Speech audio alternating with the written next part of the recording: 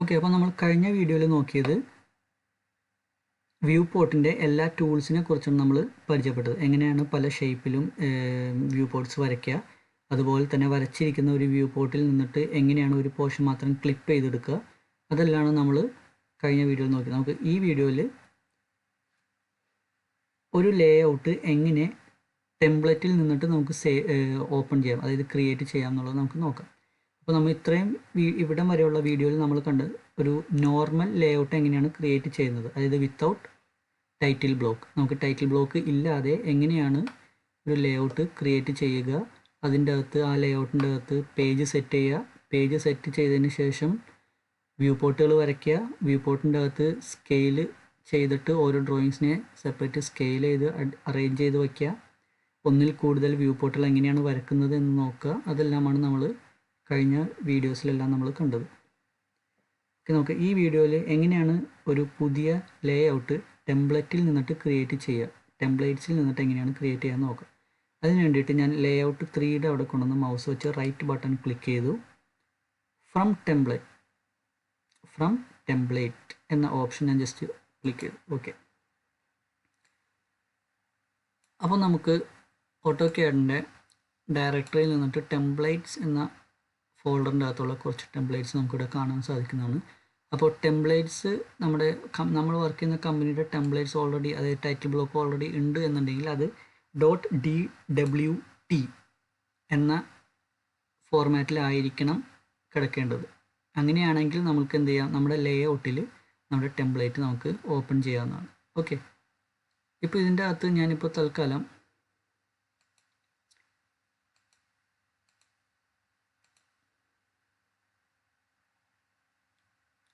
ഞാൻ sheet set എടുക്കുകയാണ്.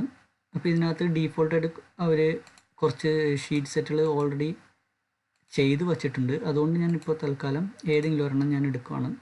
അപ്പോൾ നമ്മുടെ കമ്പനിയുടെ ഉണ്ടെങ്കിൽ നമുക്ക് ആ നമ്മുടെ കമ്പനിയുടെ സെലക്ട് ചെയ്യാം. പക്ഷേ .dwt ഫോർമാറ്റ് ആയിരിക്കണം സെലക്ട് ചെയ്തിട്ട് ഓപ്പൺ കൊടുത്തു കഴിഞ്ഞാൽ നമുക്ക് നോക്കാം.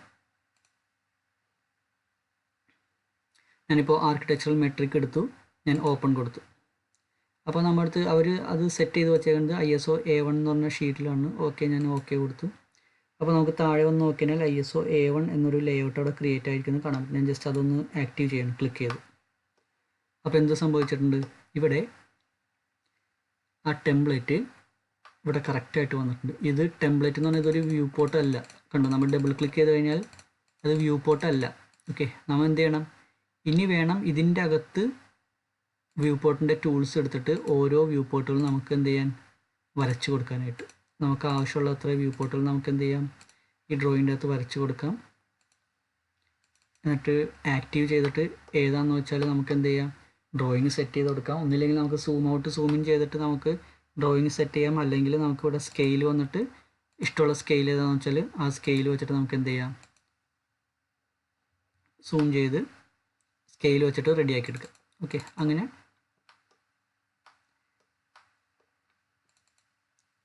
നമുക്ക് എന്ത് ചെയ്യാം, ഇഷ്ടമുള്ള സ്കെയിലിൽ നമുക്ക് എന്ത് ചെയ്യാം, ഡ്രോയിങ്ങിനെ സെറ്റ് ചെയ്ത് നമുക്ക് എടുക്കാൻ സാധിക്കും. ഓക്കെ, ഇങ്ങനെയാണ് നമുക്ക് എന്ത് ചെയ്യുന്നത്, ഒരു ടെംപ്ലേറ്റിൽ നമ്മുടെ ഡ്രോയിങ്സ് സെറ്റ് ചെയ്യുന്നത് നമ്മൾ ഇങ്ങനെയാണ്. ഓക്കെ, പക്ഷേ ടെംപ്ലേറ്റിൽ സെറ്റ് ചെയ്യുമ്പോൾ ഞാൻ ജസ്റ്റ് പേജ് സെറ്റപ്പ് മാനേജർ, നമ്മൾ നേരത്തെ കണ്ടതുപോലെ പേജ് സെറ്റപ്പ് മാനേജർ ഞാൻ എടുത്ത് നോക്കാം. റൈറ്റ് ക്ലിക്ക് ISO A1 എന്ന് പറഞ്ഞ സ്ഥലത്ത് മൗസ് കൊണ്ടുവച്ചിട്ട് റൈറ്റ് ബട്ടൺ ക്ലിക്ക് ചെയ്ത് പേജ് സെറ്റപ്പ് മാനേജർ ക്ലിക്ക് ചെയ്യുക. എന്നിട്ടൊന്ന് കൺഫേം ചെയ്ത് നോക്കാം, അതായത് നമ്മുടെ ഈ കാണുന്ന ഈ പേപ്പർ A1 തന്നെയാണോ എന്നുള്ളത്.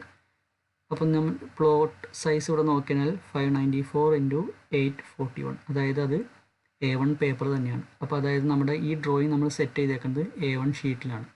ഓക്കെ.